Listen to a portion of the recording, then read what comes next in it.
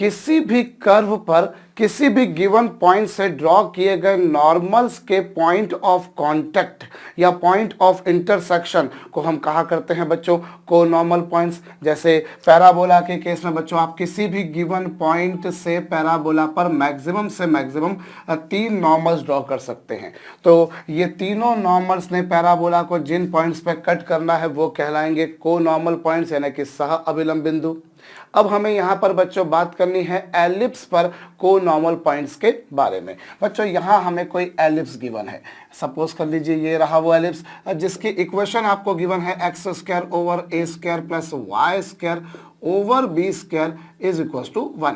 अब इसके किसी पॉइंट थीटा पर मैं नॉर्मल फाइंड आउट करना चाहता हूँ। भाई थीटा ऑब्वियसली यहाँ पर क्या है, एक्सेंट्रिक एंगल। अब मुझे इस पॉइंट थीटा पर नॉर्मल की इक्वेशन बतानी है तो क्या होगी बच्चों, इस पॉइंट थीटा पर जब आप नॉर्मल ड्रॉ करेंगे तो उसकी इक्वेशन होगी a x second theta minus b y cos second theta is equal to क्या, a square minus B square.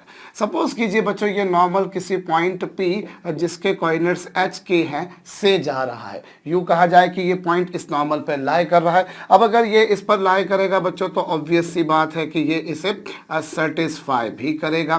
भाई कोई भी पॉइंट जो लाइन पे लाई करेगा वो उसके कोऑर्डिनेट्स उस लाइन की इक्वेशन को सेटिस्फाई करेंगे ही।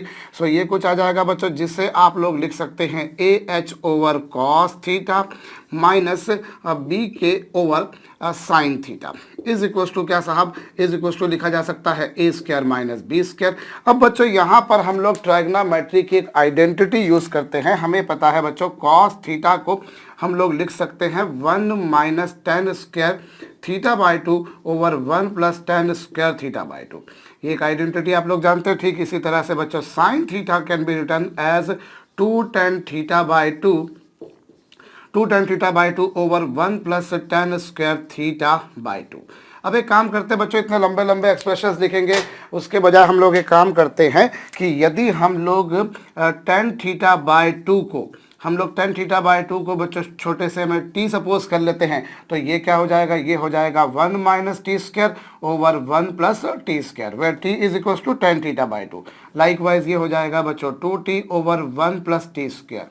सो ये आपके पास में कोसाइन थीटा की वैल्यू आ गई, साइन थीटा की वैल्यू आ गई। अब ये जो दोनों वैल्यूज आई हैं इन्हें आप यहाँ रख दीजिए। जब इन वैल्यूज को आप यहाँ रखेंगे तो आपको क्या मिलेगा बच्चों, आपको मिलेगा न्यूमरेटर में तो चलिए ए एच है और डिनोमिनेटर में जो कॉस थीटा है उससे मैंने लिखा 1 minus T square over 1 plus T square. ये आपके पास में कॉस थीटा की वैल्यू आई। इसी तरह से बच्चों आप बी के बारे में बात करें तो ये बी के और अपॉन में कितना बच्चों 2 tan theta by 2 upon 1 plus tan square theta by 2 जिसे आप लोग 2t over 1 plus T square लिख सकते हैं।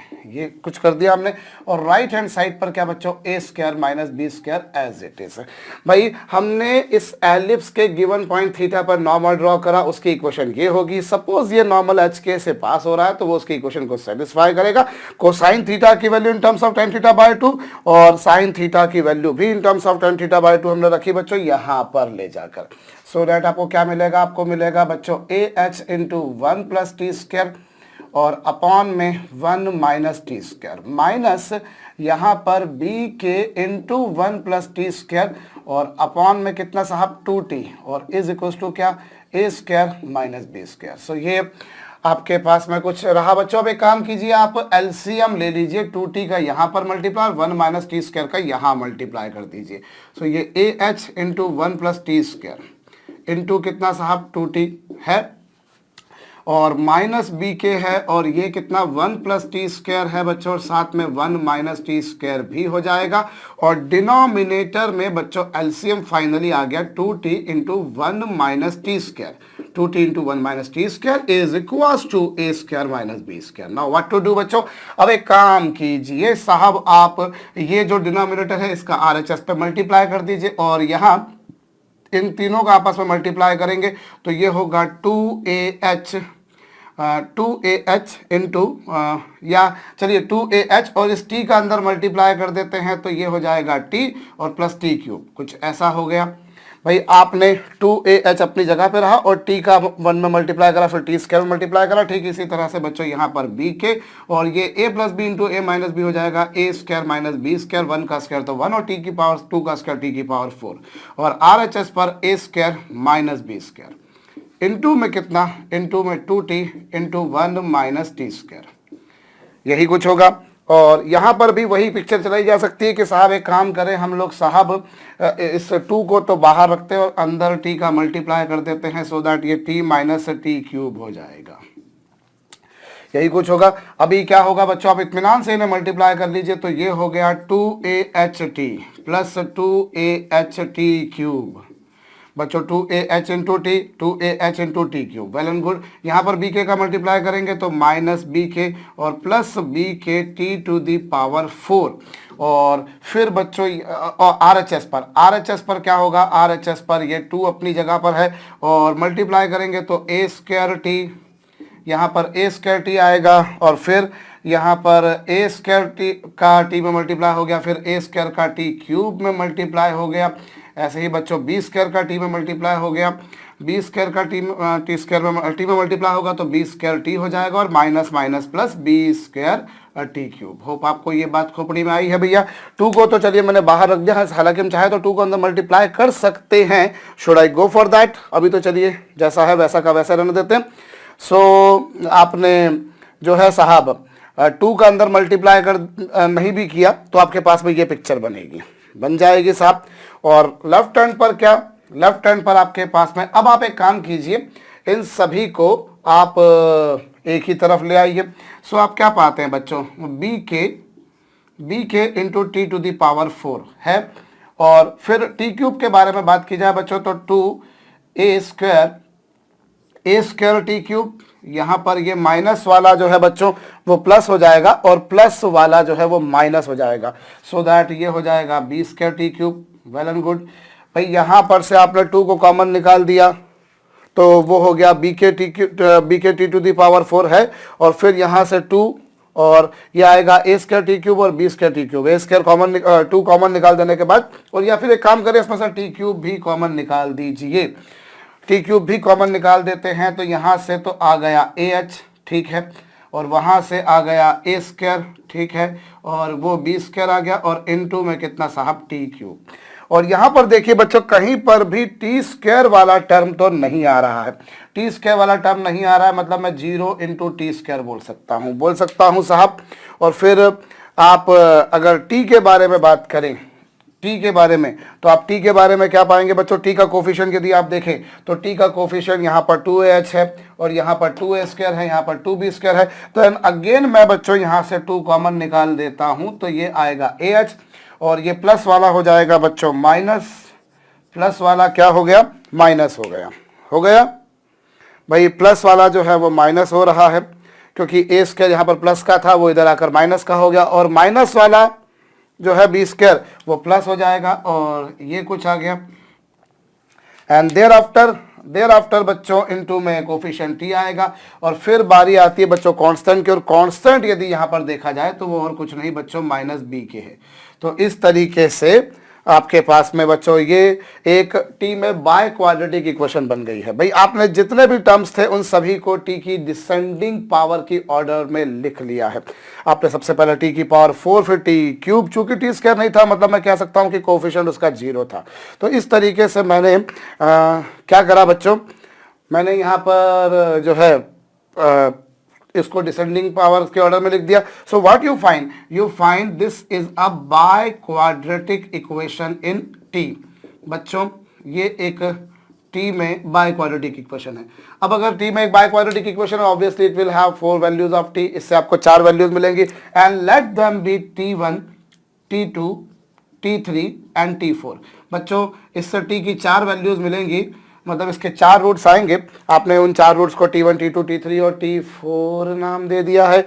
अब आप अगर इन चारों के बारे में बात करें तो यहाँ पर हम क्या क्या समझ सकते हैं बच्चों कि हम अगर इन चारों का सम ऑफ t1 निकालें, मतलब क्या, t1 plus t2 plus t3 plus t4, चारों को एक एक बार लेकर सम करें तो वो होगा बच्चों minus B upon A. So ये -2 है और A H plus A square minus B square और अपॉन में क्या बच्चों, अपॉन में बी के।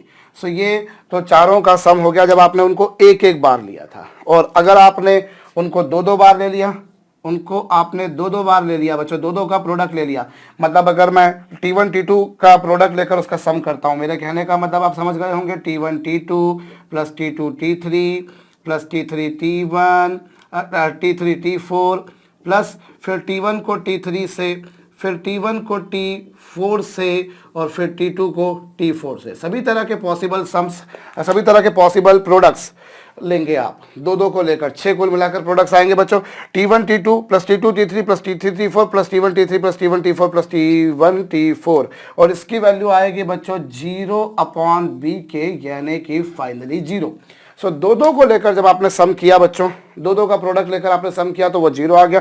ठीक इसी तरह से बच्चों यदि मैं 3 को लेता हूं तो मेरे पास में 4 केसेस आएंगे और फाइनली 3 को लेकर अगर मैं 3 का प्रोडक्ट करता हूं T1 T2 T3 तो वो अगेन माइनस होगा और यहाँ पर T का कोफिशिएंट जो आएगा वो आएगा T2 सॉरी, और इधर क्या आएगा बच्चों AH minus A square plus B square और अपॉन में क्या, अपॉन में बी के। तो ये 4 में से 3 को लेकर जो पॉसिबल प्रोडक्ट्स थे, और अगर चारों को ले लिया जाता है T1 को T2 को T3 को T4 को, देन वो होगा ये, चूंकि यहाँ पर आगे पहले से माइनस बी के लिखा है इसलिए ये और अपॉन में ये। सो फाइनली ये सबका जो प्रोडक्ट आ रहा है बच्चों वो -1 आ रहा है। तो चलिए साहब, तो आपके पास में जो है आप क्या देख रहे हैं बच्चों, यहाँ पर हम लोग ने किसी पॉइंट थीटा पे नॉर्मल लिया, उसे साइन कॉस में चेंज कर लिया, फिर मैंने कुछ ट्राइग्नोमेट्री की बेसिक आइडेंटिटी यूज करी और इतने बड़े बड़े tan θ/2 वाले एक्सप्रेशन लिखता तो काफी टाइम कंज्यूमिंग टास्क होता। मैंने उसको थोड़ा सा छोटा करने के पॉइंट ऑफ व्यू से यहाँ पर बच्चों सिंपल मैथमेटिक्स लगाया, एलसीएम वगैरह लिया, मल्टीप्लाई वगैरह कर लिया प्रॉपरली। मेरे ख्याल से मैंने सब कुछ सही किया, वरना कहीं बीच में फाइल उलझ जाए तो फिर देखेंगे भैया। सो यहाँ पर बच्चों बाय क्वाड्रेटिक इक्वेशन बन रही है टी में, मतलब we will have 4 values of T. हमारे पास में टी की 4 वैल्यूज आएंगे, let them be T1 T2 T3 and T4। तो आपके पास में सम ऑफ रूट्स, फिर दो को प्रोडक्ट लेकर और 3 का प्रोडक्ट लेकर और फिर चारों का प्रोडक्ट लेकर क्या आएगा बच्चों, ये जो भी कुछ लिखा है इधर वाला नोट डाउन कर लीजिएगा और इधर वाला भी नोट डाउन कर लीजिएगा। चलिए, तो ये आपके पास में बच्चों जो है यहाँ पर कुछ हमने देखा कि टी की 4 वैल्यूज आई। अब टी की 4 वैल्यूज आ रही है, व्हाट डज इट मीन, और ये 4 वैल्यूज कैसी हैं कि भाई पॉइंट थीटा पर नॉर्मल लिया और कंडीशन सेटिस्फाई करी कि वो पॉइंट एच के से पास हो रहा है। इसका मतलब ये है बच्चों की टी की मुझे 4 वैल्यूज मिल रही हैं, मतलब मैं किसी भी गिवन पॉइंट से किसी भी एलिप्स पर मैक्सिमम से मैक्सिमम जो है साहब 4 नॉर्मल्स ड्रॉ कर सकता हूं। From any given point we can draw maximum 4 normals to a point. यही मतलब हुआ बच्चों, आपने जनरलाइज वे में किसी पॉइंट थीटा पर नॉर्मल लिया और उससे आपने बोला कि साहब वो किसी पॉइंट एच के से पास हो रहा है। हो सकता है वो पॉइंट एलिप्स के इनसाइड हो सकता है वो एलिप्स पर ही हो सकता है वो एलिप्स के आउटसाइड हो, पर कंडीशन ये है कि अगर बच्चों वो पॉइंट से पास हो रहा है। तो यहां पर आप देख रहे हैं चूंकि टी की आपके पास में 4 वैल्यूज आ रही हैं, इट इंप्लाइज कि वो जो 4 वैल्यूज हैं, वो जो 4 वैल्यूज हमारे पास में 4 वैल्यूज आ रही है, मतलब हम फ्रॉम अ गिवन पॉइंट हम एलिप्स पर मैक्सिमम 4 पॉइंट्स पर नॉर्मल ड्रॉ कर सकते हैं। 4 बच्चों यहाँ पर 4 नॉर्मल्स आ रहे हैं, 4 नॉर्मल्स आ रहे हैं। हो सकता है कि भैया यहाँ पर चारों रूट्स रियल हों, हो सकता है कि यहाँ पर उसमें से 2 रूट रियल हो, 2 इमेजिनरी हो, क्योंकि एक बात तो कंफर्म है कि since all the coefficients are real, क्योंकि यहाँ पर जितने भी कोफिशिएंट्स हैं वो सारे के सारे रियल हैं। वास्तविक इसका तात्पर्य ये है कि रूट्स तो जो होंगे, अगर कॉम्प्लेक्स रूट्स आएंगे तो वो पेयर में ही आएंगे, जोड़े में ही आएंगे। तो यहाँ पर अगर या तो चारों रूट्स रियल आएंगे या फिर 2 रूट्स रियल आएंगे, 2 इमेजिनरी आएंगे, इस तरह की कोई पिक्चर बनेगी बच्चों आपके पास में। Anyways, so from a given point maximum 4 normals can be drawn to an ellipse, मतलब एलिप्स पर मैक्सिमम से मैक्सिमम 4 पॉइंट्स हो सकते हैं को नॉर्मल। भाई किसी भी गिवन पॉइंट से किसी भी कर्व पर ड्रॉ किए गए नॉर्मल्स के जो पॉइंट्स होते हैं, जो पॉइंट ऑफ इंटरसेक्शन है, पॉइंट ऑफ कॉन्टैक्ट जिसे हम कह दें, बेहतर तो पॉइंट ऑफ इंटरसेक्शन कहना चाहिए, टेंजेंट के केस में पॉइंट ऑफ कॉन्टैक्ट कहें तो बिल्कुल सही होगा। सो वो जो 4 पॉइंट्स आएंगे वो जो 4 बिंदु आपके पास में आएंगे उन पॉइंट्स को आप कहेंगे बच्चों को नॉर्मल पॉइंट। तो पहली प्रॉपर्टी, पहली बात तो ये होगी बच्चों की from any given point we can draw maximum 4 normals to an ellipse.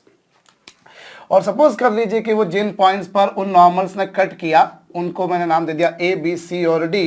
भाई ऑफ कोर्स इस points I can draw infinite lines intersecting the ellipse, but all those lines will not be normal to the ellipse। वो ellipse पर normal तभी होंगी बच्चों जब वो tangent के परपेंडिकुलर हो, भैया वो टेंजेंट के परपेंडिकुलर हो।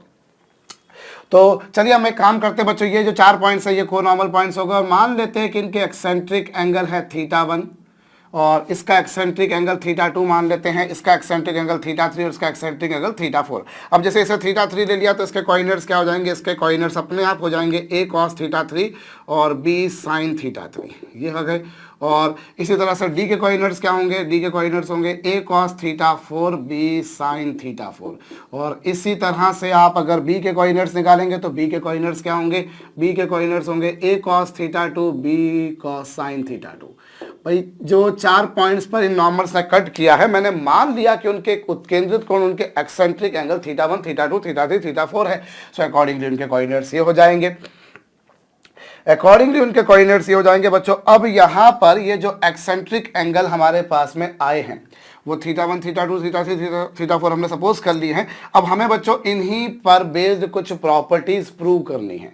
We have to prove some of the properties on these conormal points. So let us move ahead बच्चों, पर पहले ये जो भी कुछ है उसे आप नोट डाउन कर लीजिए। चलिए सबसे पहले आप यहाँ पर बच्चों देखें तो एक एक को लेकर सम क्या हुआ। मुझे एक्चुअली सबसे पहली प्रॉपर्टी ये प्रूव करनी है बच्चों कि ये जो आपके पास में चारों को नॉर्मल पॉइंट्स के जो एक्सेंट्रिक एंगल हैं वो उन चारों का एक्सेंट्रिक एंगल का जो सम है वो ऑड मल्टीपल ऑफ पाई है। वो क्या है बच्चों, ऑड मल्टीपल ऑफ पाई, वो पाई का विषम गुणज है। How I will proceed, let us see बच्चों। मैं एक काम करता हूं बच्चों, देखिए यहां पर आपके पास में टी की 4 वैल्यूज आ रही है, t1 t2 t3 t4। So obviously t1 क्या होगा, देखिए t क्या था, t था बच्चों जनरलाइज वे में tan θ/2, t था बच्चों जनरलाइज वे में tan θ/2। सो t1 क्या हो जाएगा, t1 हो जाएगा बच्चों tan θ1/2। इसी तरह से t2 क्या हो जाएगा बच्चों, वो हो जाएगा tan θ2/2। इसी तरह से बच्चों t3 क्या हो जाएगा tan θ3/2। और लाइकवाइज बच्चों t4 जो होगा वो होगा tan θ4/2। ये होगा बच्चों। भाई t था tan θ/2 तो t1 की वैल्यू क्या, t2 की वैल्यू क्या, t3 की और t4 की वैल्यू क्या, हमें ये प्रूव करना है बच्चों। This has to be proved. आप चाहो तो वीडियो को रोक करके आप स्वयं भी प्रूव कर सकते हो। भाई प्रॉपर्टीज भी अपने आप में अल्टीमेटली एक तरह की प्रॉब्लम ही है और इसीलिए मैं कराता हूँ, वरना मैं सब कुछ आपको बता रहा हूँ भैया कि कोई भी अगर हमने मान लीजिए किसी पर्टिकुलर की भी इक्वेशन लिखी है तो ये इक्वेशन कहाँ से आई है मैं आपको सब कुछ बताते हुए आ रहा हूँ। भाई आपके पास में टेंजेंट की इक्वेशन मैं चाहूँ डायरेक्ट लिख सकता हूँ कि बच्चों टेंजेंट की इक्वेशन ये होगी, नॉर्मल की इक्वेशन ये होगी, या कॉर्ड ऑफ कॉन्टैक्ट की या पेयर ऑफ टेंजेंट की इक्वेशन ये होगी। पर हमने देखा है कि वो कहाँ से आई है और उसके पीछे रीज़न यही है कि वो भी अपने आप में एक तरह का सम ही है, क्योंकि जब हम लोग फार्मूले को लाना सीख जाते हैं कि वो कहाँ से आए हैं तभी हमारी अप्रोच और ज़्यादा बेहतर बनती है। और यकीनन बच्चों बहुत सारी एंट्रेंस एग्जामिनेशन में जब प्रॉब्लम्स आती हैं, जो क्वेश्चंस आते हैं, वो कहीं ना कहीं फार्मूले के डेरिवेशंस की तरफ कहीं ना कहीं इशारा करते हैं। आपको मैं ऐसी बहुत सारी प्रॉब्लम्स बता सकता हूं जो पिछले कई सालों में आई हैं या भविष्य में आने वाली हैं, जो प्रॉब्लम्स इतनी कॉम्प्लिकेटेड नहीं थी। अगर आपको जो फार्मूले ही कहाँ से आए अगर वो पता हो, बिल्कुल उसी अप्रोच में अगर आप काम करें तो वो प्रॉब्लम हैंडल हो जाती है। There are various problems in various competitive examinations। जिन एग्जाम्स को हम लोग काफ़ी डिफिकल्ट मानते हैं या जिन एग्जाम्स में हम मानते हैं कि यार इनके प्रश्न काफ़ी डिफिकल्ट आते हैं, एटलीस्ट उन एग्जाम्स में तो you will find there are various problems. ऐसी कई सारी प्रॉब्लम्स हैं जो उनको सॉल्व करने के लिए ठीक वही अप्रोच अपनानी पड़ती है जो फार्मूले को डिराइव करते समय अपनानी पड़ती है। तो कई लोगों को लगता है कि यार फार्मूला को डिराइव क्या करना है, ये तो आपको पता है, हमको हर बुक में मिल जाते हैं ऑलमोस्ट। पर बुक में तो बहुत कुछ मिल जाता है, बुक ही का तो सब्सटीट्यूट मैं ये तैयार करने की कोशिश कर रहा हूँ जिन लेक्चर्स के माध्यम से मैं आपसे जुड़ता हूँ। तो मैं ये नहीं कह सकता कि साहब फलानी चीज़ बुक में है, वो है, पर मुझे भी तो काम करना है। तो मैं चाहता हूँ कि मैं वो सब कुछ करूँ जो भी आपके सिलेक्शन के लिए, आपके अच्छे स्कोर के लिए, आपके अच्छे फंडामेंटल्स, आपकी कॉन्सेप्ट्स पे पकड़ के लिए जरूरी हो। मैं वापस से यहाँ पर आ रहा हूँ बच्चों, तो आप चाहें तो इसको खुद प्रूव कर सकते हो। देखिए अब यहाँ पर बच्चों यदि मैं θ1/2 प्लस θ2/2 प्लस θ3/2 प्लस θ4/2 का सम यदि लेता हूं बच्चों, अब आपको पता होगा कि टेंजेंट में अगर आपने 4 एंगल्स का सम लिया है बच्चों, यदि आपने टेंजेंट में 4 एंगल्स का सम लिया है तो आपको क्या मिलेगा। मैं इसे मिटा दूंगा बच्चों, यहाँ पर जो जगह है वो मेरे पास में थोड़ी सी कम है। तो आपने क्या होता है बच्चों, वो होता है 1 माइनस S2 1, यहाँ पर इस केस में बच्चों जो आपको मिलता है वो मिलता है S1 minus S3 over 1 plus S2 1 minus S2 plus S4। यहाँ पर जो है बच्चों, अगर टेंजेंट में आपके पास में कितने एंगल्स हैं, टेंजेंट में बच्चों अगर आपके पास में 4 एंगल्स हैं, यदि आपके पास में 4 एंगल्स हैं तो आपको जो सम मिलता है बच्चों वो ये मिलता है। यहाँ पर S1 का मतलब क्या होता है, S1 का मतलब होता है कि एक एक को लेकर सम कर लीजिए। जैसे आपने यहाँ पर एक एक का सम किया, tan θ1/2 plus tan θ/2 plus tan θ3/2 plus tan θ4/2। So ये क्या है, ये है बच्चों S1, ये क्या है, ये है S2। लाइकवाइज ये क्या है बच्चों S3, जब आपने 3 को लेकर सम किया, और ये क्या है बच्चों जब आपने 4 को लेकर सम किया। जब आपने एक एक को लेकर सम किया मतलब ये 2 का प्रोडक्ट लेकर सम किया मतलब ये, और इसी तरह से 3 को और 4 को। ट्रिग्नोमेट्री की बेसिक आइडेंटिटी है। तो चलिए S1 की वैल्यू कितनी है, S1 की वैल्यू जो है बच्चों, मैं अभी एक काम करता हूं, मैं उसमें कोई छेड़खानी नहीं करता, मैं ऐसी की ऐसी रखता हूं। और S3 आप चाहे तो S1 का पूरा एक्सप्रेशन यहां पर रख दीजिए, आप चाहे तो S3 का पूरा एक्सप्रेशन रख दीजिए। मैं नहीं रख रहा, उसके पीछे एक तकनीकी रीजन है, मैं बताता हूं। और यदि आपने S2 की बात करी तो S2 की वैल्यू तो बड़ी छोटी सी है बच्चों, 0। S2 की वैल्यू 0 है। और रही बात बच्चों S4 की, तो S4 की वैल्यू आप देखिए कितनी है, -1। मैंने अभी जानबूझकर S1 और S3 की वैल्यूज नहीं रखी, आप चाहें तो रख सकते हैं, you are independent of course. S1 S2 S3 S4 मैंने लिख दी है। सो आप फाइनली ये देख रहे हैं बच्चों कि ये जो पूरा आ रहा है वो न्यूमरेटर में जो भी आ रहा है वो आ रहा है, लेकिन डिनोमिनेटर में अवश्यम भावी रूप से 0 आ रहा है। और अगर डिनोमिनेटर में 0 है, इसका मतलब ये है कि ये जो पूरा एक्सप्रेशन है इसकी वैल्यू जो है वो पूरी वैल्यू आ गई बच्चों इन्फिनिटी। और अगर ये पूरी इन्फिनिटी आ रही है तो कब होगा बच्चों, ये कब होगा इन्फिनिटी, ये इन्फिनिटी तब होगा जब 10 की वैल्यू इन्फिनिटी कब होती है, 10 की वैल्यू इन्फिनिटी होती है जब आपने जिस एंगल का टेंजेंट लिया है वो π/2 का ऑड मल्टीपल हो। बच्चों जिस एंगल का आपने यहाँ पर टेंजेंट लिया है that should be odd multiple of π/2। बच्चों वो π/2 का विषम गुणज होना चाहिए, और π/2 का विषम गुणज होना चाहिए सो दैट बच्चों यहाँ पर 2 कॉमन निकाल के यहाँ से कैंसिल हो जाएगा। और फाइनली बच्चों θ1 प्लस θ2 प्लस θ3 प्लस θ4 की वैल्यू क्या आ जाएगी बच्चों, that you will see is nothing but odd multiple of pi. So बच्चों ये पाई का विषम गुणज है, ये पाई का बच्चों विषम गुणज है। यही आपको प्रूव करना था, आपको यही प्रूव करना था कि ये जो आपके पास में चारों एंगल्स आए हैं भाई, किसी भी पॉइंट से किसी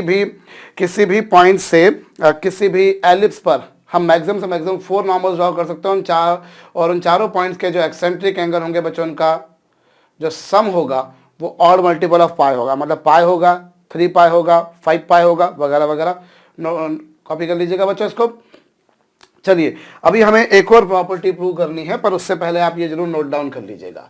मैं अगली प्रॉपर्टी बता रहा हूं जो आप प्रूव कर सकते हैं खुद से वीडियो को रोक करके भैया। वो ये है कि sine of θ1 plus θ2 plus sine of θ2 plus θ3 plus sine of θ3 plus θ4 is equal to 0। आपको ये प्रूव करना है बच्चों, आपको ये प्रूव करना है। आप चाहें तो वीडियो को रोक करके खुद कुछ देर कोशिश कीजिए। देखिए अभी यहाँ पर बच्चों एक बात आप पा रहे हैं कि जो आपके पास में ये आया था S2, भाई S2 जो आया था आपके पास, उस S2 को मैं लिखता हूँ। S2 की वैल्यू क्या है भाई, मेरे पास जगह थोड़ी सी कम है इसलिए मुझे थोड़ा सा कंजस्टेड ही चलना पड़ेगा बच्चों, मेरे पास और कोई चारा नहीं है। पर आप लोग, मैं बताता रहता हूं जब भी कि हाँ भैया मैं मिटाने वाला हूं, उससे पहले नोट डाउन जरूर कर लिया करें। अब एक काम करें बच्चों, आपके पास में जो S2 है, S2 का जो एक्सप्रेशन है वो है T1 T2 plus T2 T3 plus T3 T4। जैसा कि आप देख रहे हैं भाई T1 T2 plus T2 T3 plus T3 T4। अब आप एक काम कीजिए बच्चों, ये जो आपके पास में बचा हुआ एक्सप्रेशन है इसे आप RHS पर लेके चले जाइए, इसे आप RHS पर लेके जाइए तो ये क्या होगा, ये हो जाएगा minus T1 T3 minus T1 T4 और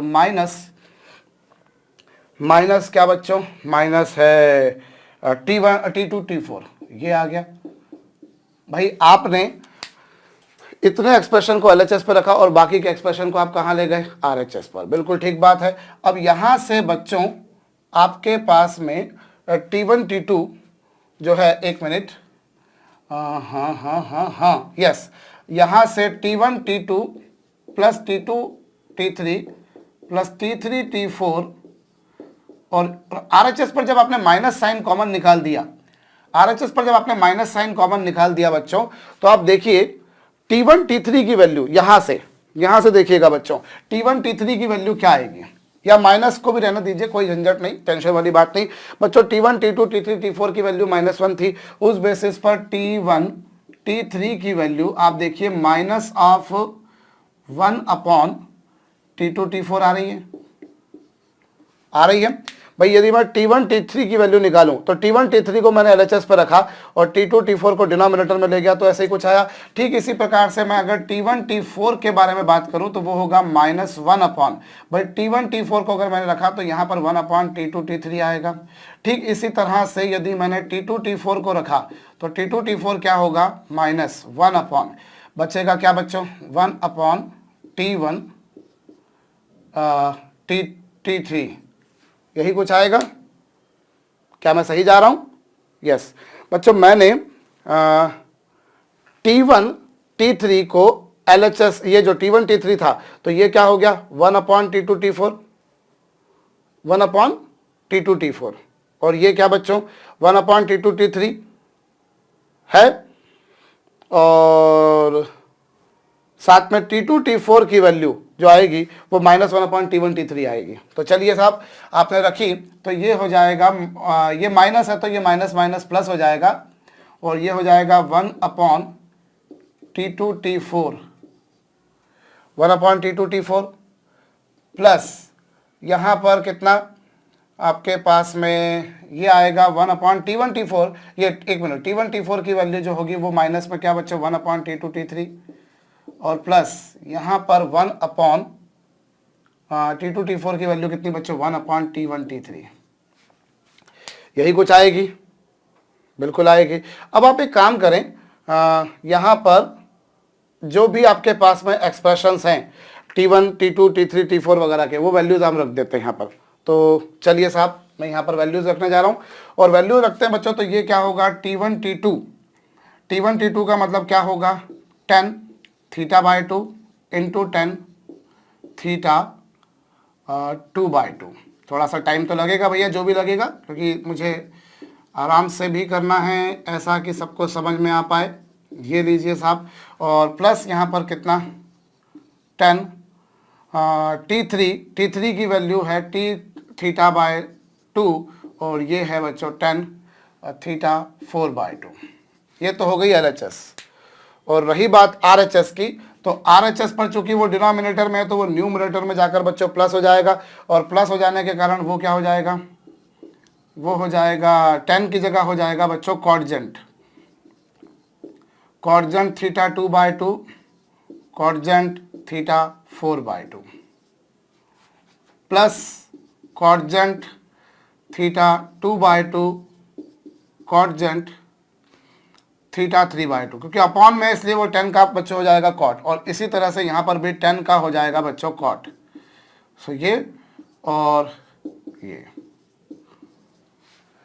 भाई आपने कुछ ये प्रूव करना बच्चों, थीटा ये जो मैंने आपको बताया ये आपको प्रूव करना। अब उसके लिए आपने एक काम करा बच्चों, S2 जो था उसकी हेल्प ली, S2 की हेल्प ली, तो जो अपने पास में ये एक्सप्रेशन था इसको तो यहाँ रखा, बाकी एक्सप्रेशन को आप RHS पर ले गए, क्योंकि वो इक्वल टू 0 था बच्चों, तो इक्वल टू 0 था तो वो वहाँ जाके माइनस का हो गया बस।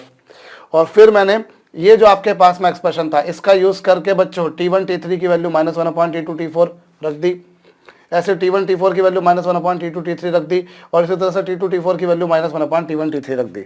और फिर बाद में मैंने T1 T2 और T3 T4 की वैल्यू 10 की टर्म्स में रखी, तो यहाँ तो 10 रहे, लेकिन यहाँ चूंकि डिनोमिनेटर में थे इसलिए वो जाकर बच्चों क्या हो जाएंगे, न्यूमरेटर में जाकर वो कॉटजेंट हो जाएंगे। भाई सीधी सीधी बात है, 1/10 थीटा होता है कॉटजेंट थीटा, वही मैंने किया है।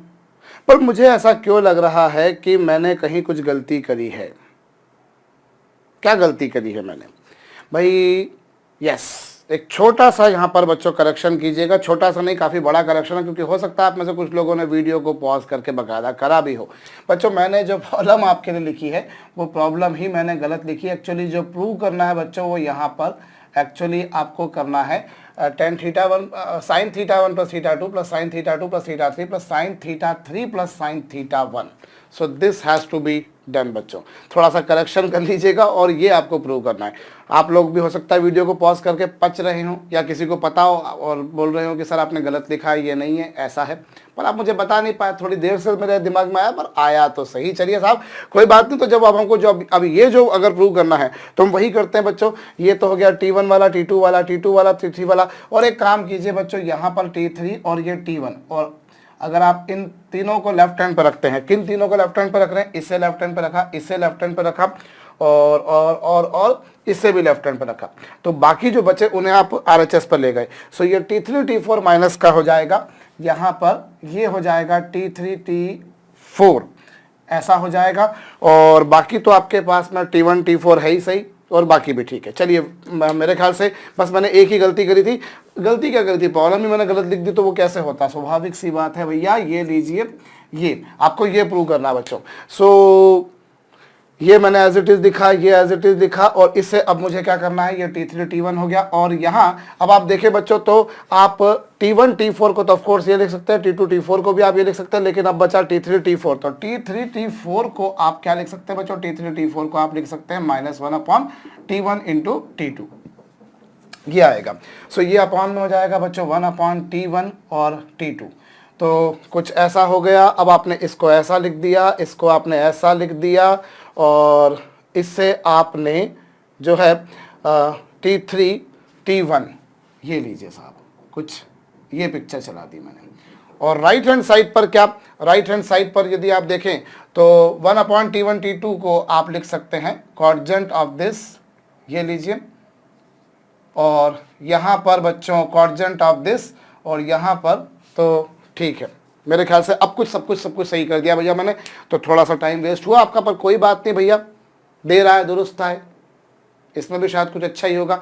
और कई बार ऐसा होता है कि हमारे साथ कुछ बुरा होता है, लेकिन फाइनली मालूम पड़ता है कि अच्छा हुआ है। शायद कुछ भला हो, नहीं भी हो तो कोई बात नहीं, हमने हमारी गलती तो सुधार ली भैया। देखिए T1 T2 की वैल्यू ये आ गई, T2 T3 की वैल्यू ये आ गई, और T3 T1 की वैल्यू ये आ गई, और इक्वल टू में बच्चों यहाँ पर ये आ गया, यहाँ पर ये आ गया, और यहाँ पर ये आ गया। बिल्कुल ठीक बात है। अब आप एक काम करिए बच्चों, मैं इसे मिटा दूंगा, तो इसको आप नोट डाउन जरूर कर लीजिएगा बच्चों। यहाँ आपके पास में जो है अगली बात हम लोग क्या देखें बच्चों, अभी हम काम करते हैं। हम लोग जो एक जैसे एंगल वाले हैं उनको एक साथ लिख देते हैं। तो एक जैसे एंगल से मतलब मेरा क्या है, देखिए आप इसे लिख सकते हैं tan theta 1/2 tan theta 2/2 sorry, minus यहाँ पर क्या बच्चों, कॉटजेंट थीटा 1/2 कॉटजेंट थीटा 2/2। आपने एक जैसे एंगल वालों को एक साथ लिख दिया। लाइकवाइज यहाँ पर भी आप वही काम कीजिए बच्चों। एक जैसे एंगल वाले जो हैं कौन, tan थीटा 2/2 और टेंजेंट ऑफ थीटा 3/2, माइनस यहाँ पर क्या, cotangent of theta 2/2 cotangent of theta 3/2,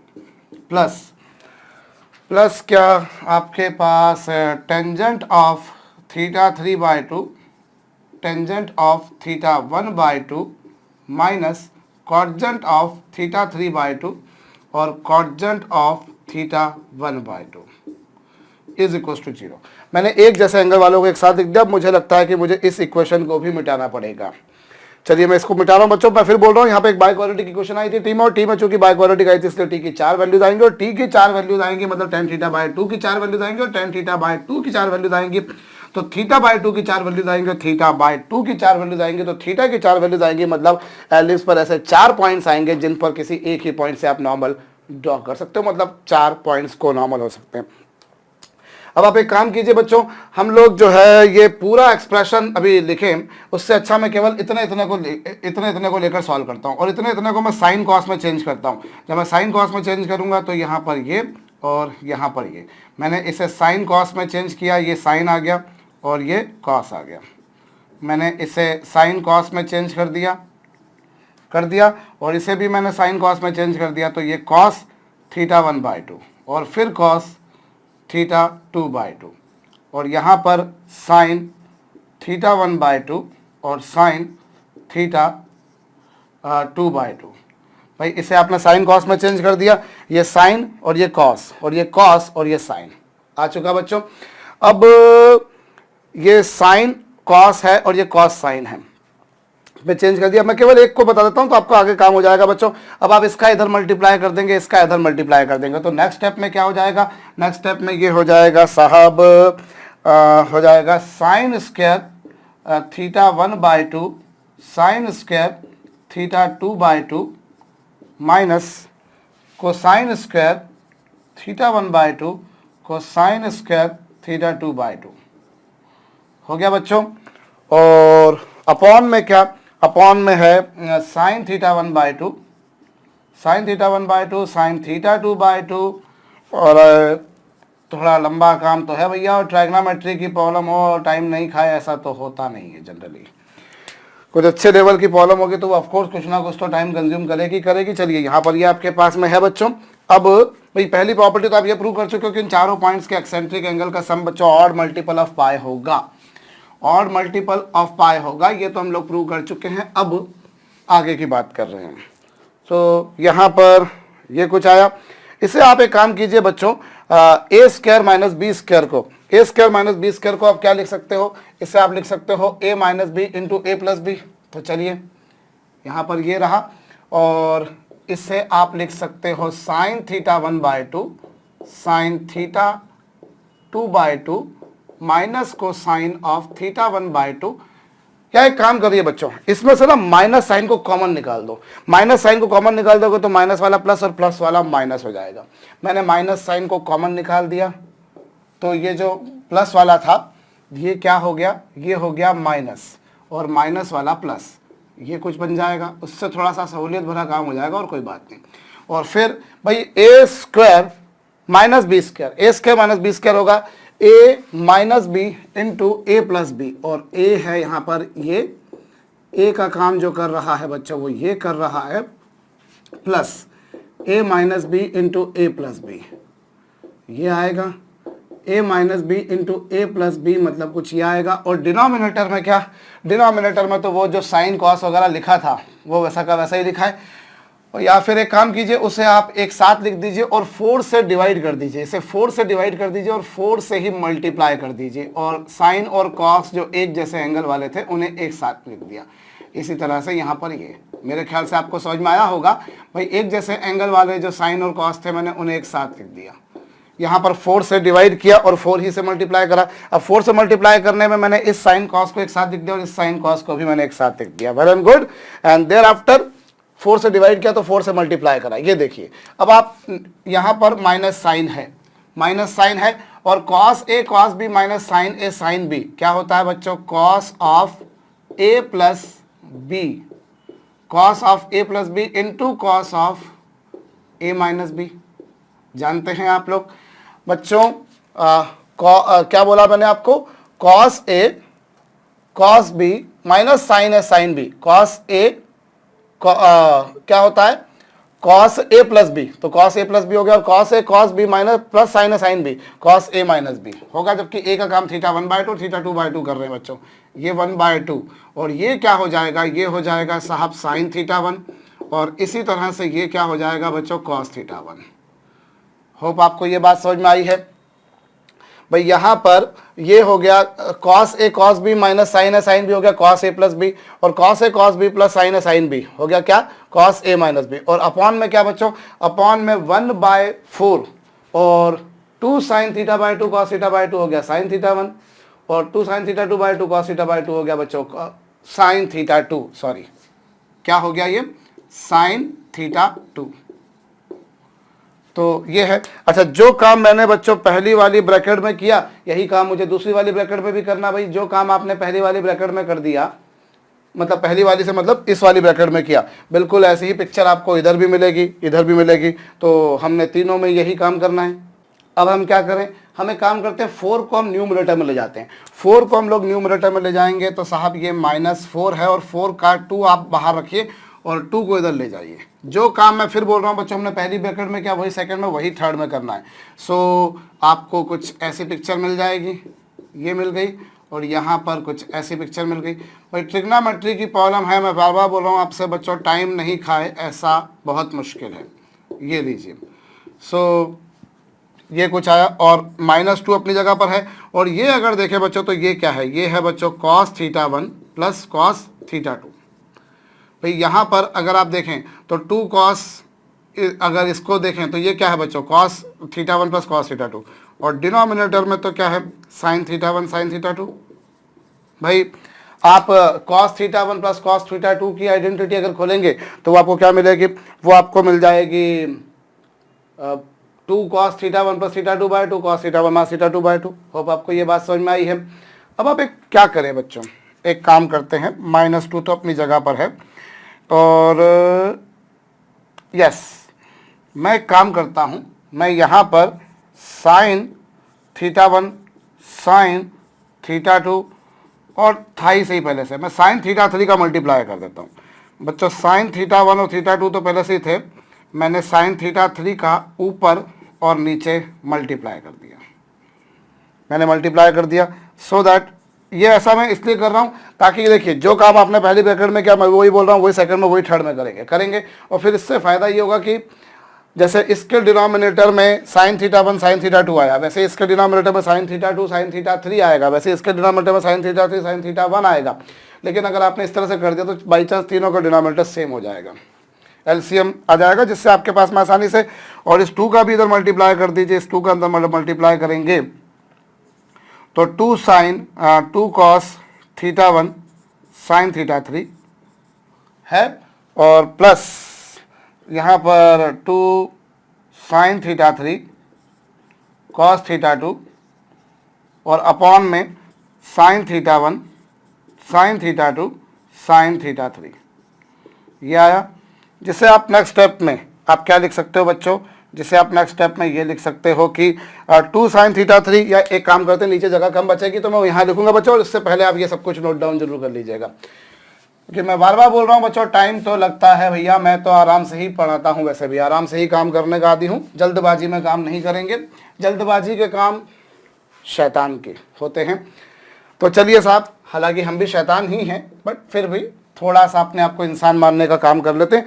अभी बच्चों यहाँ पर 2 sin θ3 cos θ1 जो है, आप एक काम कीजिए, या फिर जो आपके पास में है यहाँ पर क्या किया जाएगा भैया, इसे मैं ऐसा का ऐसा ही लिख देता हूँ जैसा था यहाँ पर।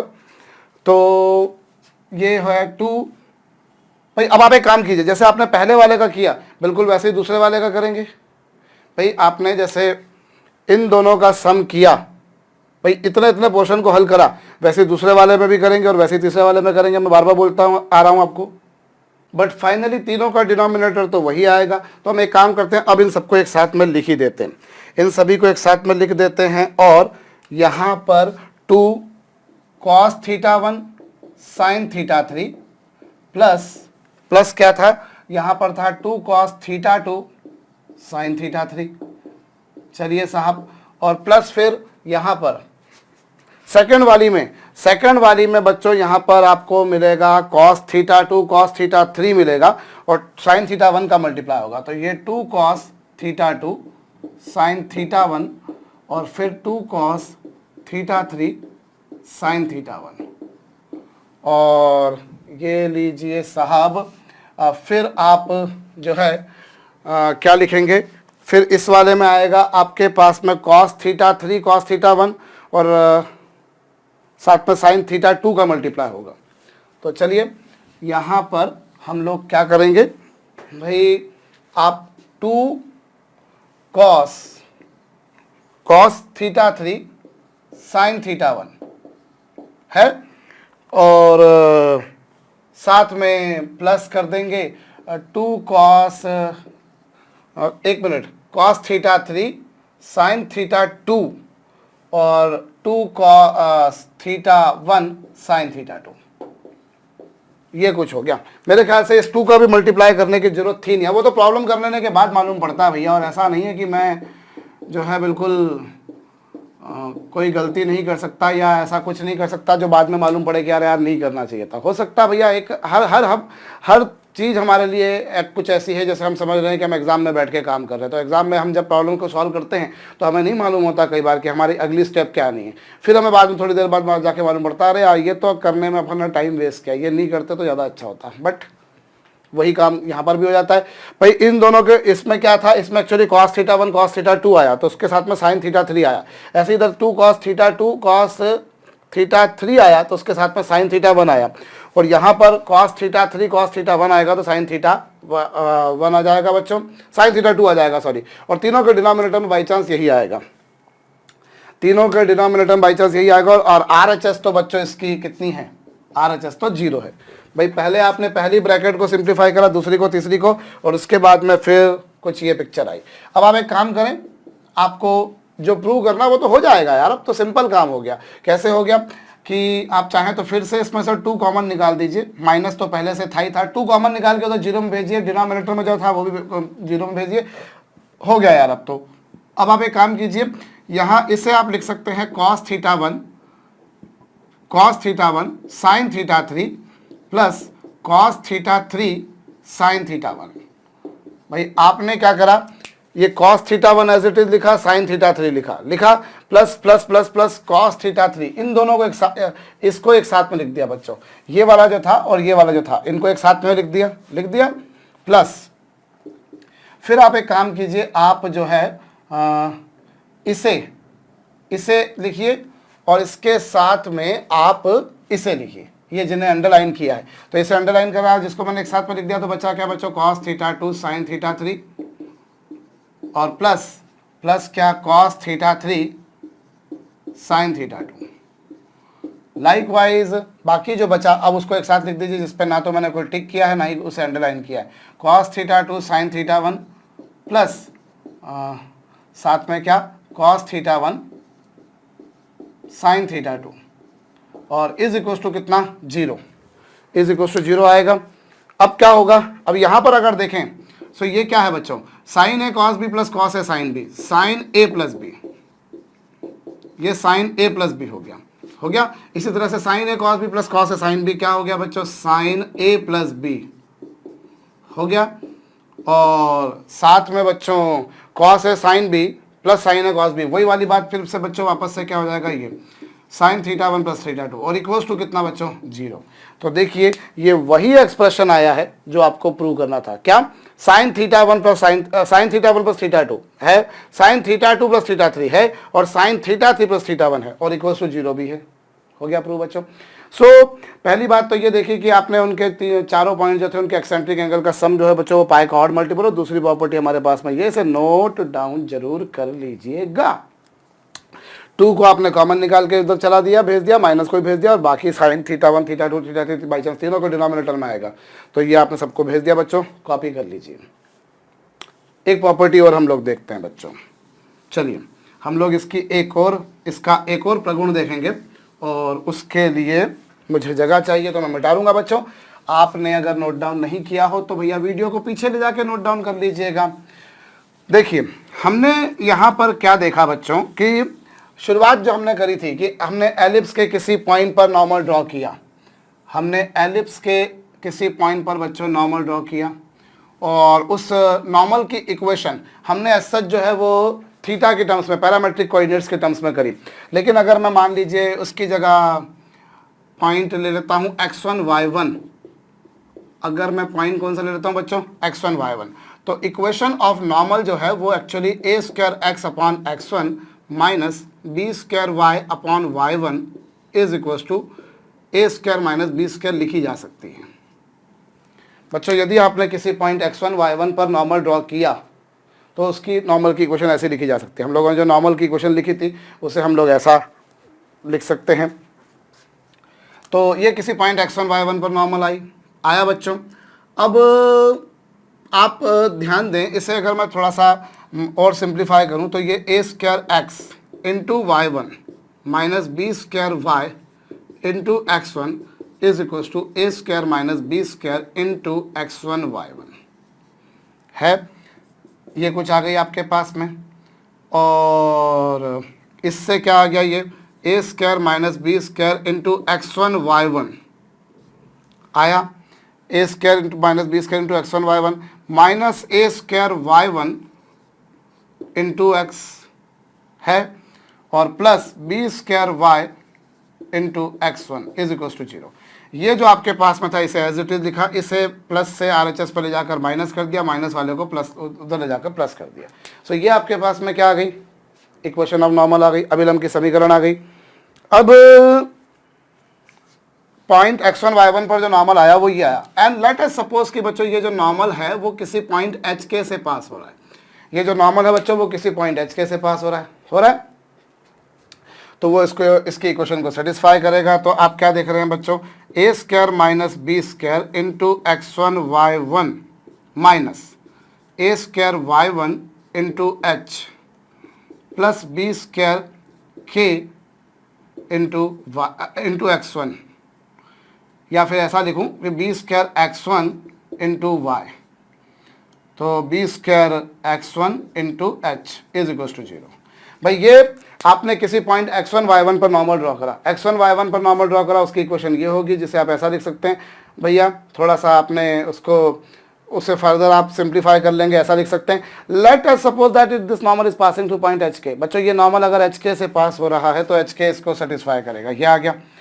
अब पॉइंट HK से आप बच्चों एलिप्स पर एक ही नॉर्मल तो ड्रॉ नहीं कर सकते, you can draw maximum 4 normals. So एक पॉइंट ये, इस एक नॉर्मल ये आ गया, एक ये आ गया, और सपोज कीजिए कि ये आ गया। भाई एक पॉइंट के कोऑर्डिनेट्स x1 y1 है, दूसरे के x2 y2, तीसरे के x3 y3, चौथे के x4 y4, और वो चारों कहाँ से पास हो रहे हैं, HK से। सो जैसे x1 y1 पर नॉर्मल ये आया, उसी तरह से x2 y2 पर नॉर्मल जो है वो किस कंडीशन को सेटिस्फाई करेगा, a square minus B square into x2 y2 minus a square y2 into h plus B square into x2। एक मिनट, यहाँ क्या आएगा यार, मैं क्या क्या गलतियां करता हूँ यार, ये लीजिए ये आ गया बच्चों। जैसे आपने x1 y1 पर नॉर्मल लिखा, अब वो मान लीजिए कि किसी पॉइंट HK से पास हो रहा है, तो आपने उसकी कंडीशन लगा दी। अब भाई पॉइंट P से आप एलिप्स पर कितने नॉर्मल ड्रॉ कर सकते हो, आप 4 नॉर्मल ड्रॉ कर सकते हो, तो पहले नॉर्मल। अब उसी तरह से x2 y2 पर भी नॉर्मल की इक्वेशन ये होगी, और वो भी HK से पास हो रहा है। ऐसे ही x3 y3 पर भी हम कर सकते हैं, ये लीजिए x3 y3, और क्या हो जाएगा, a square minus B square into x3 y3 minus a square into y3 into h plus B square into x3 into k is equal to 0। Likewise यदि मैं x4 y4 पर नॉर्मल लिखूं तो वो क्या होगी, a square minus B square into x4 y4 minus a square y4 into h plus B square x4 into k is equal to 0। भाई x1 y1 पर नॉर्मल लिखा और वो किसी पॉइंट HK से पास हो रहा था, कंडीशन सेटिस्फाई कराई। अब पॉइंट P से बच्चों मैं एलिप्स पर एक नहीं 4 नॉर्मल ड्रॉ कर सकता हूँ, मैक्सिमम से मैक्सिमम। तो अगर पहला नॉर्मल जो है वो x1 y1 पर एलिप्स को कट करता है तो उसकी कंडीशन ये, x2 y2 पे कट करता है तो ये, x3 y3 पे करता है तो ये, और x4 y4 पे ये करता है तो ये। अब इन 4 इक्वेशंस को देखें, यदि आप इन 4 इक्वेशंस को देखें बच्चों, जिन्हें मैंने इक्वेशन 1, इक्वेशन 2, इक्वेशन 3 और इक्वेशन 4 नाम दे दिया, तो इन चारों इक्वेशंस को यदि आप देखें तो एक बात आप क्लियर देखेंगे बच्चों, फ्रॉम इक्वेशंस 1,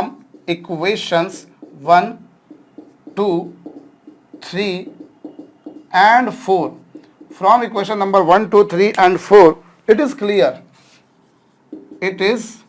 क्लियर, ये स्पष्ट है भैया। इन चारों इक्वेशंस को देखें यदि आप, तो एक बात तो आपको बिल्कुल स्पष्टतम नजर आएगी, क्या, from these equations it is certainly clear कि ये जो है बच्चों x1 y1, x2 y2, x3 y3, मैं जो लिख रहा हूं बच्चों उसमें ऑफ कोर्स मुझे समय लगेगा और मेरे पास और कोई चारा भी नहीं है। इन चारों इक्वेशंस को यदि आप देखें तो इन चारों इक्वेशंस को देख लेने के बाद में आप एक बात पाएंगे कि x1 y2 ये जितने भी हैं these satisfy curve a square minus B square into X Y minus A square Y into H plus B square X into K is equal to 0। ये जो चारों हैं बच्चों वो चारों इस कर्व को सेटिस्फाई कर रहे हैं। देखो आप यदि आप x की जगह x1 और y की जगह y1 रखते हो, यदि आप इसमें x की जगह x1 और y की जगह y1 रखते हो तो आपको इक्वेशन 1 मिलती है, देख लीजिए। इसी तरह से यदि आपने x की जगह x2 y की जगह y2 रखा तो आपको सेकंड इक्वेशन मिलती है। इसी तरह से यदि आपने x की जगह x3 y की जगह y3 रखा तो इक्वेशन नंबर 3 मिलती है। इसी तरह से यदि आपने x की जगह x4 और y की जगह y4 रखा तो आपको फोर्थ इक्वेशन मिलती है। तो आपको कुल मिलाकर क्या मालूम पड़ा कि x1 y1 x2 y2 x3 y3 और x4 y4 वो चारों इस इक्वेशन को सेटिस्फाई कर रहे हैं, मतलब वो चारों इस कर्व पर लाई कर रहे हैं, वो चारों इस कर्व पर लाई कर रहे हैं।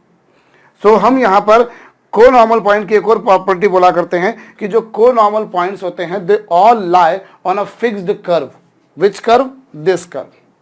भाई अगर किसी पॉइंट एच के से आपने एलिस पर नॉर्मल ड्रॉ करे तो वो चार पॉइंट्स आएंगे, और वो जो 4 पॉइंट्स आएंगे बच्चों उन्हें हम लोग क्या बोल रहे हैं कि वो चारों पॉइंट्स इस इक्वेशन को सेटिस्फाई करेंगे। तो कोनॉर्मल पॉइंट की थर्ड प्रॉपर्टी आप लोग लिख सकते हैं बच्चों कि conormal points lie on this fixed curve. और ये जो फिक्स कर्व है बच्चों, इस कर्व को हम लोग प्रूव कर सकते हैं कि ये एक हाइपरबोला की इक्वेशन है, इनफैक्ट रेक्टेंगुलर हाइपरबोला की इक्वेशन है।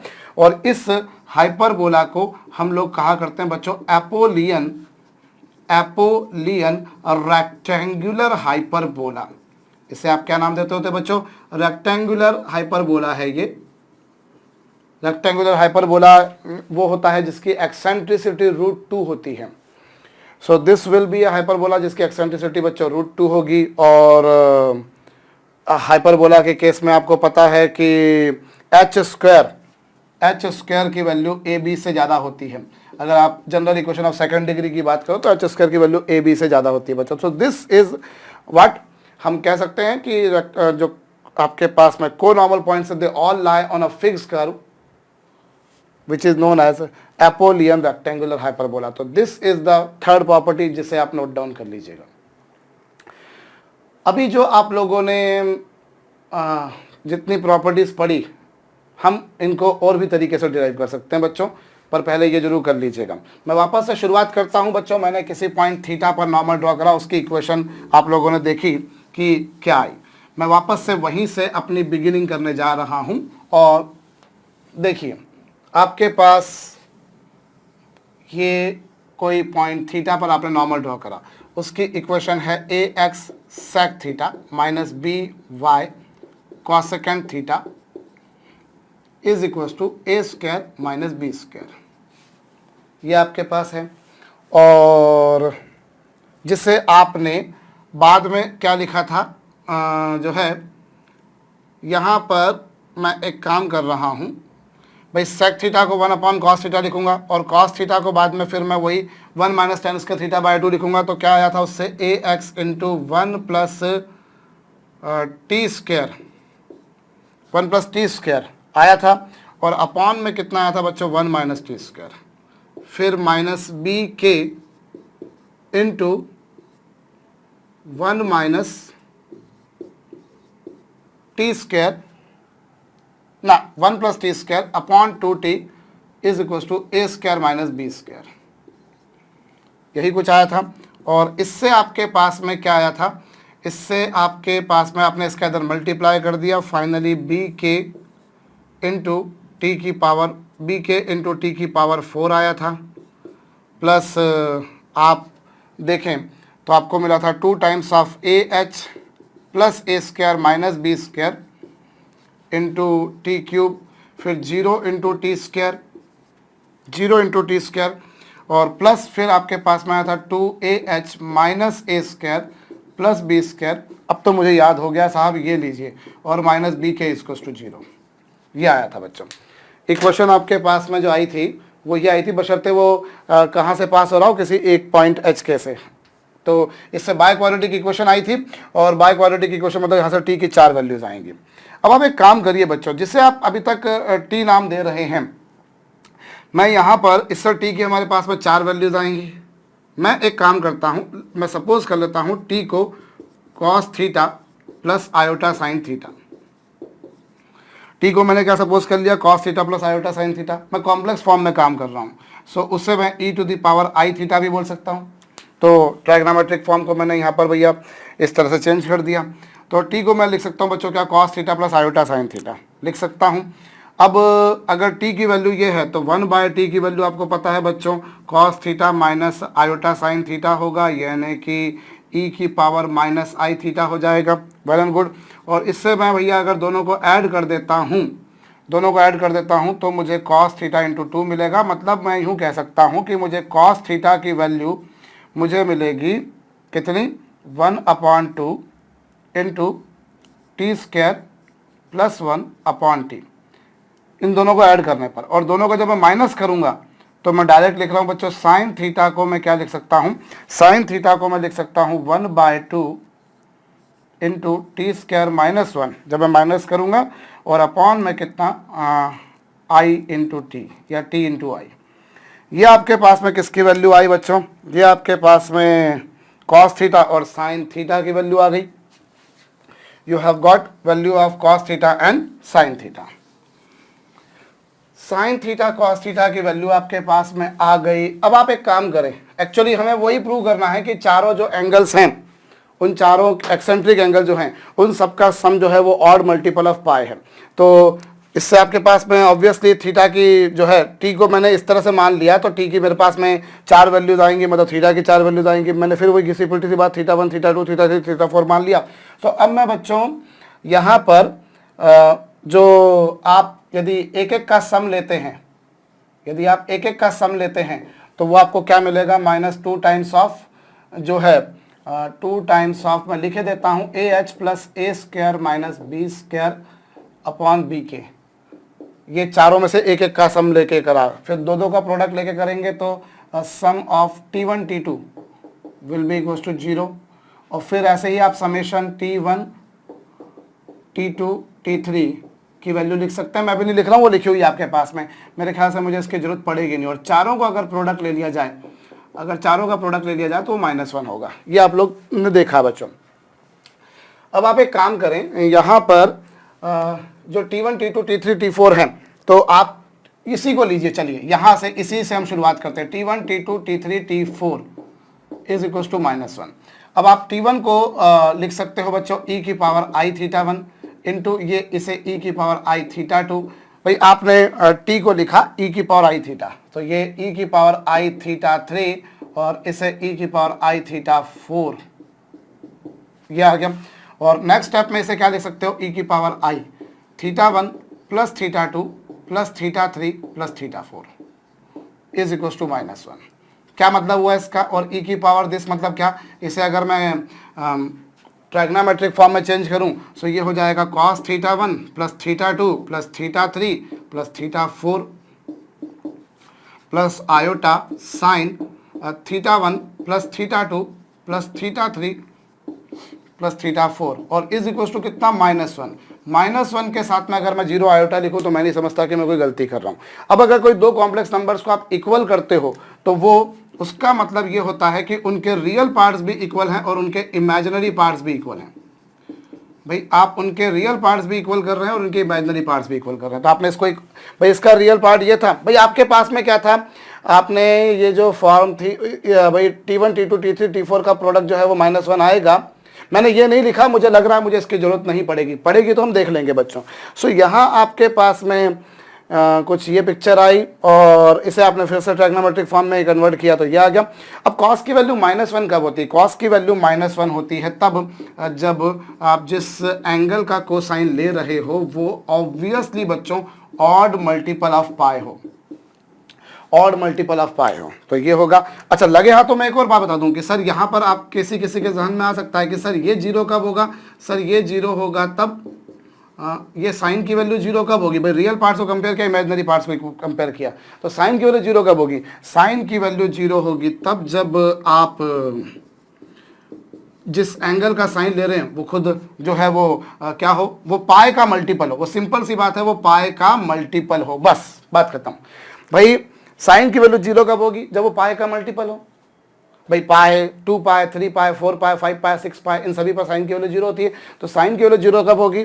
जब ये पाई का मल्टीपल हो, और ये यहाँ पर से आ रहा है। सो इन दोनों को कॉमन, आपको दोनों कंडीशंस को साथ में लेकर चलना है कि कोसाइन की वैल्यू -1 भी होना चाहिए और साइन की वैल्यू जीरो भी होना चाहिए। Both the things have to be taken simultaneously, that cosine should be equal to -1 and sine should be equal to zero, and both the things are simultaneously possible. भाई ये तो तब possible है जब वो पाए, ये केवल तभी संभव हो पाएगा, -1 तभी संभव हो पाएगा जब वो पाए का ऑड मल्टीपल हो, और वो तब संभव हो पाएगा जब वो पाए का मल्टीपल हो। तो दोनों का कुल मिलाकर कॉमन यही आ रहा है। भाई वहां कुछ भी चल सकता है, पाए का इवन भी चल सकता है, ऑड भी चल सकता है, लेकिन अगर इवन मल्टीपल लिया तो ये -1 नहीं आ पाएगा। इवन मल्टीपल ऑफ पाए पर कोसाइन की वैल्यू बच्चों 1 होती है, +1। तो आपको ये भी लेकर चलना है और वो भी लेकर चलना है। दोनों बातों को अगर एक साथ में लेकर चलना है तो वो तभी संभव है बच्चों कि इन दोनों का आप अगर सॉल्यूशन निकालें तो वो तभी संभव हो पाएगा जब ये θ1 + θ2 + θ3 + θ4 की वैल्यू कितनी हो बच्चों? ऑड मल्टीपल ऑफ पाए। मैं फिर बोल रहा हूं भाई, साइन की वैल्यू जीरो पाए के हर मल्टीपल पर होती है, फिर भले वो इवन हो या ऑड हो, ऑब्वियसली इंटीग्रल मल्टीपल पर होती है। लेकिन ये वैल्यू कॉस की वैल्यू -1 तभी होती है जब वो पाए का ऑड मल्टीपल होता है। दोनों का कॉमन कुल मिलाकर ये आएगा बच्चों, जो कि बड़ी सिंपल सी बात है। तो ये तरीका जो है बच्चों, आपने अगर कॉम्प्लेक्स नंबर में चेंज कर लिया तो बहुत आसान है, जल्दी भी हो रहा है, कर लीजिएगा। तो दूसरी जो हमको प्रॉपर्टी प्रूव करनी थी, कौन सी वाली? हमें जो दूसरी प्रॉपर्टी प्रूव करनी थी साहब, आपके पास में साइन ऑफ दिस वाला, तो हम उसके ऊपर काम करते हैं, पर पहले इसे जरूर नोट डाउन कर लीजिए। और फिर अब हम एक काम करते हैं, हमें यहाँ जो गिवन था भाई, ये वाली प्रॉपर्टी, इसी का हम लोग यूज़ करते हैं, और इसका यूज़ करने के लिए बच्चों मैं इसे मिटा दूंगा। हाँ, इसको मैं मिटा रहा हूँ और क्या देख रहा हूँ कि समेशन ऑफ दिस, तो फिर वही बात होगी बच्चों कि मैंने लिखा इसे T1 T3 T1 T2 + T2 T3 + T3 T1, ये, और साथ में इज इक्वल टू में मैंने लिख दिया माइनस ऑफ, बाकी क्या बचा?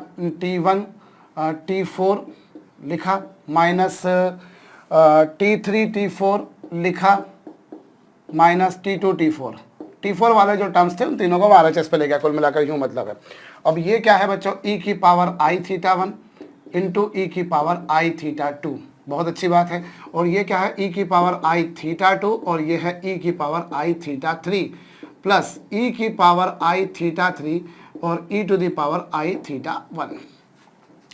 और माइनस साइन यहाँ पर देखा जाए तो ये है e की पावर I θ1 इंटू e की पावर I θ4 प्लस e की power I θ3 into e to the power I θ4 plus e to the power I θ3 और θ2 सॉरी, और e की पावर I θ4, ये आपके पास आया।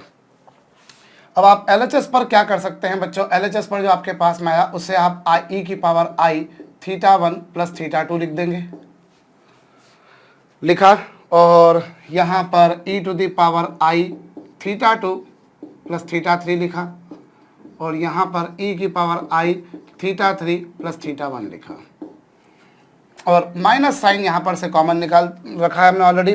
सो ये हो गया e to the power I into θ1 plus θ4, और फिर e to the power I θ3 plus θ4, और ये e to the power I into θ2 plus θ4, और ये ब्रैकेट क्लोज हो चुकी। अब क्या करेंगे? अब आप यहाँ से e to the power I और θ1 प्लस θ2 को आप क्या लिख सकते हो?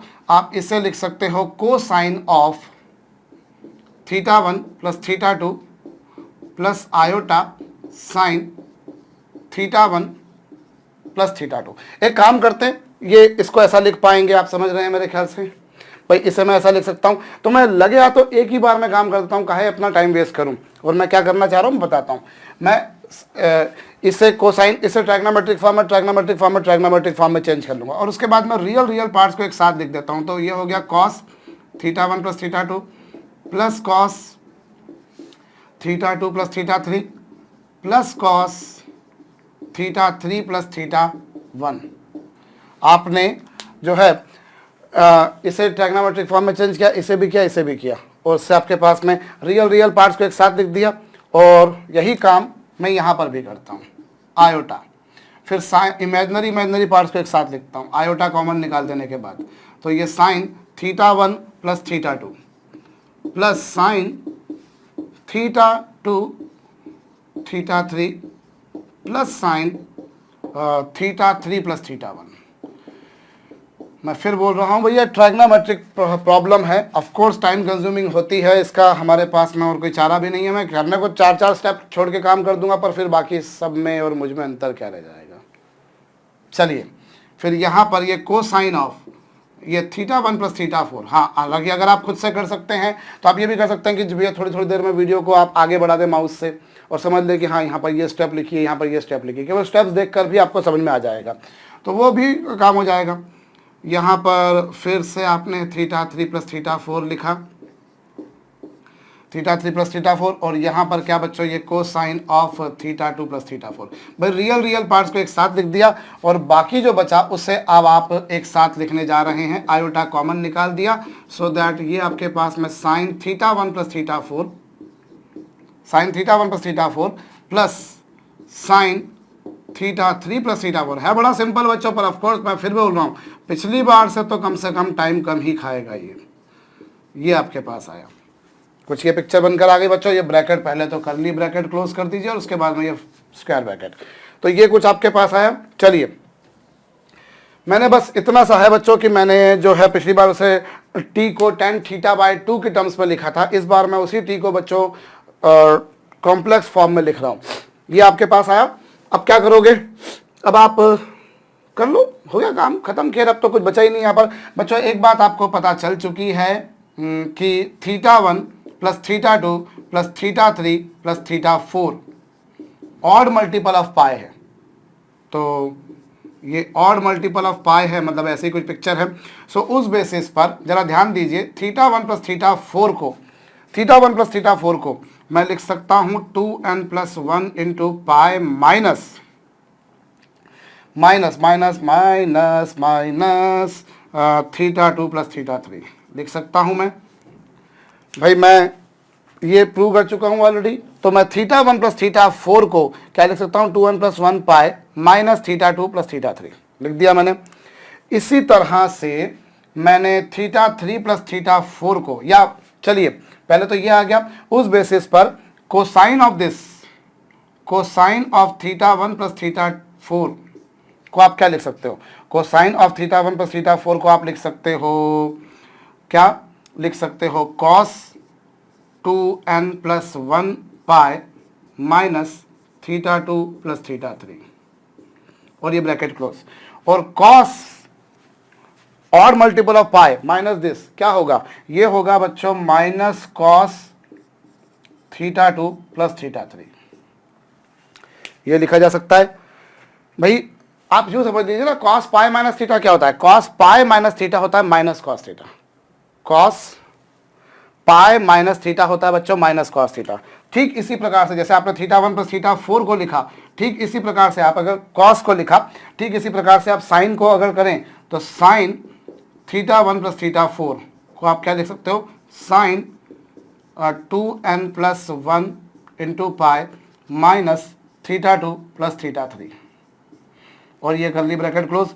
और sine of pi minus theta क्या होता है, साइन पाई माइनस थीटा होता है बच्चों plus sine theta, sine pi minus theta होता है बच्चों प्लस साइन थीटा, तो ये हो जाएगा प्लस, ये लीजिए साहब। भाई आपने theta 1 plus theta 2 plus theta 3 plus theta 4 की वैल्यू ये लिखी, और फिर आपने थीटा 1 प्लस थीटा 4 को ये लिख दिया, बाकी बचा आपके पास में, ये इसको RHS पे लेगा, ये माइनस का हो गया। लेकिन अब आपने दोनों तरफ कोसाइन लिया तो वो क्या आया, और दोनों तरफ साइन लिया। भाई इसमें आपने दोनों तरफ कोसाइन ले लिया तो ये बनेगा, और दोनों तरफ साइन ले लिया तो ये बनेगा, ये आया। अब जो काम मैंने इसमें किया वही काम मैं इसमें कर सकता हूँ, वही मैं इसमें कर सकता हूँ, वही मैं इसमें और इसमें कर सकता हूँ। तो क्या होगा बच्चों, काफ़ी लंबी लंबी सारी स्टेप्स आ रही भैया कोनॉर्मल पॉइंट्स की। पैराबोला में भी थी, पर पैराबोला में इतना ज़्यादा विकराल रूप नहीं लिया करती थी, यहाँ पर काफ़ी विकराल रूप ले लेती है बच्चों। तो चलिए मुझे ये सब मिटाना पड़ेगा, तो नोट डाउन कर लीजिएगा भैया।